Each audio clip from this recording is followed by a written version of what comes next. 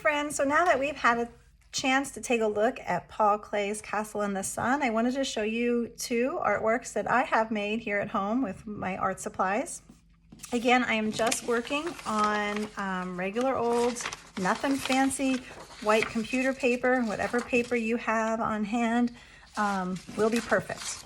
So I did two different kinds, so you get to choose the way you want to do this artwork. This one is the one I'm going to show you today to draw along with me, drawing out the castle with oil pastel. So you can certainly use crayons. I have my big bin of crayons here that you can choose a color and start drawing with crayon. You could even start drawing with pencil if you want to, but I find if I start with pencil, I make my blocks a little too small and it takes quite a longer time to color those in. Or if you have oil pastels at home. I happen to have two sets here that I use time and again. So if you have oil pastels, they're a little bit softer than a crayon and you'd like to try those, you can certainly use those. I'll be using those for my drawing today. If you would rather not draw anything today and you have some colored paper laying around, it doesn't even have to be construction paper. Perhaps you just have some recycled paper, any kind of scraps that you have laying around. All I did was I took those scraps and I cut out a bunch of shapes. So I took as many colors I could find and I cut out some squares, some rectangles, some short rectangles, some long rectangles, and I also cut out some triangles for the tops of our castle parts, and I cut out one circle for the sun at the top. Now what I forgot to cut out was an arch shape, but you can certainly cut one of those out of any of your other square or rectangle shapes. If you want to create your castle with just blocks like this, which is kind of fun, just lay out your castle first. What I would recommend is not to glue anything down right away. Pretend that they're building blocks and just start building your castle just like you would if you had building blocks in front of you until you're happy with the way that it looks. And then when it's all finished and you're happy with how it looks, all I would suggest to do is if you have a glue stick laying around, that works perfect, or squeezable Elmer's glue works. Just make a big circle on the back and stick it one by one on your paper. That is as easy as that one gets. So it just takes a little time ahead of time to cut out your shapes. But once you have them, you could really make whatever you want. The leftover shapes you can turn into an animal or something else, a tree, whatever you would like to make. So with our drawn castle, I held my paper wide in front of me to draw this castle. You can hold your paper tall if you want to, or wide. It doesn't matter, it's up to you. The color that you start with, if you want a special challenge, you can certainly start with white and draw your picture with white. Now you're not going to be able to see it really well, but after you're finished, what I did is I took some watercolor and I painted over the whole thing with watercolor. And I know we've done this in class where we've painted over oil pastels and the oil will stay put and the watercolor will kind of push off of it. What I've done is I've gone ahead and made my own liquid watercolor. I don't know if you can see here, but this container is full of a colored liquid. Now the way that I got that liquid colored is I took some old dried up markers that just weren't coloring nice anymore. I filled my container up with water, and you can use any old recyclable container you want to. I filled it up with water. I put my markers in and I just let them sit overnight. And the next morning I had colorful water that works just as well as the liquid watercolor that we've used in class. So that's certainly an option if you have no paint. If you have no paints at home, if you don't have a watercolor palette like this at home, it's okay. If you have some dried up markers, you can certainly make your own liquid watercolors that way. And they really are quite nice. These are actually black water markers in my container, and I just use them to paint over this whole thing. You can use whatever color you want to. Now this is the fun part. Now when we looked at Paul Klee's Castle in the Sun, we noticed that he had lots of shapes on his. So you determine how many shapes you want on here. I would start from your left-hand side to your right so you're not rubbing over your paper. just start in the bottom, draw a shape. And I'm going to just draw a rectangle. Try not to draw out big castle parts and then just fill in lines. Think about this as you are building this castle brick by brick and shape by shape. So I'm going to put a square on top of there. Maybe I will put a square here. Now you can choose to draw along with me, or you can just kind of watch me draw this. I'm going to kind of draw it out pretty quickly, and then you create your own castle design however you want it to look. Now if you did make a long rectangle and you want to break it up into smaller shapes, you certainly can do that. That is not a problem, and you'll see me do that here and there.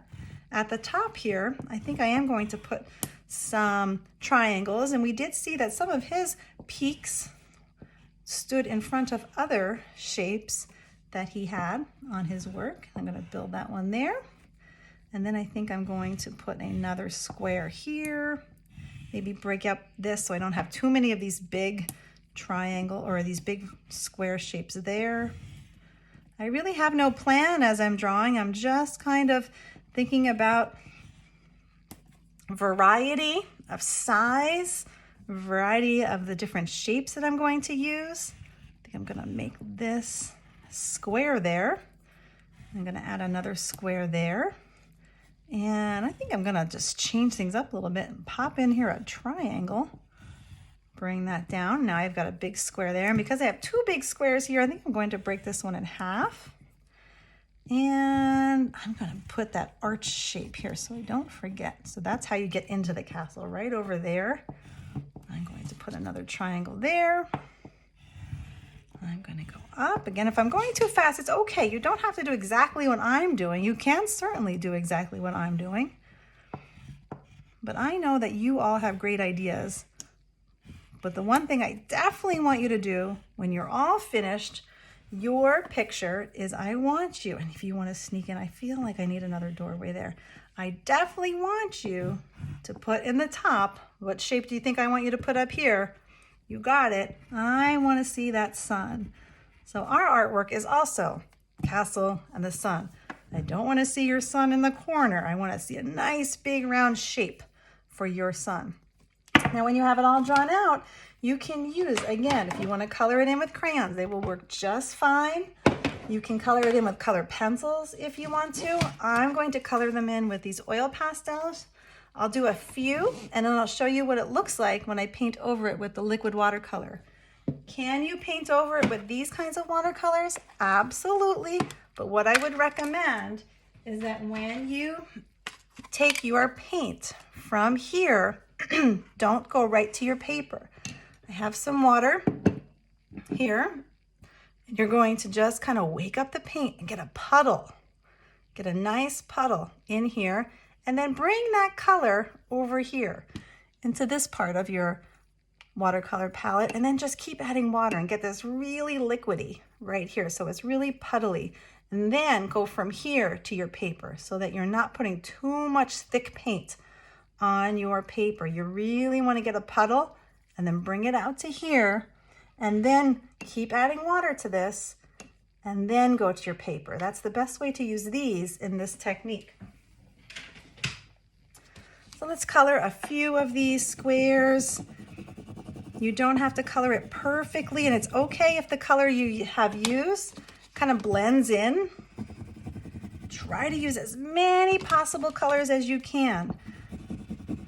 Try not to put the same two colors next to one another. I'm just kind of, as quickly as I can go here, fill in. Ooh, I like that red. Let's get a purple in here. Fill up all your spaces. I'm going to do a few more here. It's okay to leave a little white show. Not a problem at all. Let's get this orange up here. And we have a nice dark green. Paul Klee really love colors, so try to use as many, I'm going to even use a gray, as many as you can in your castle.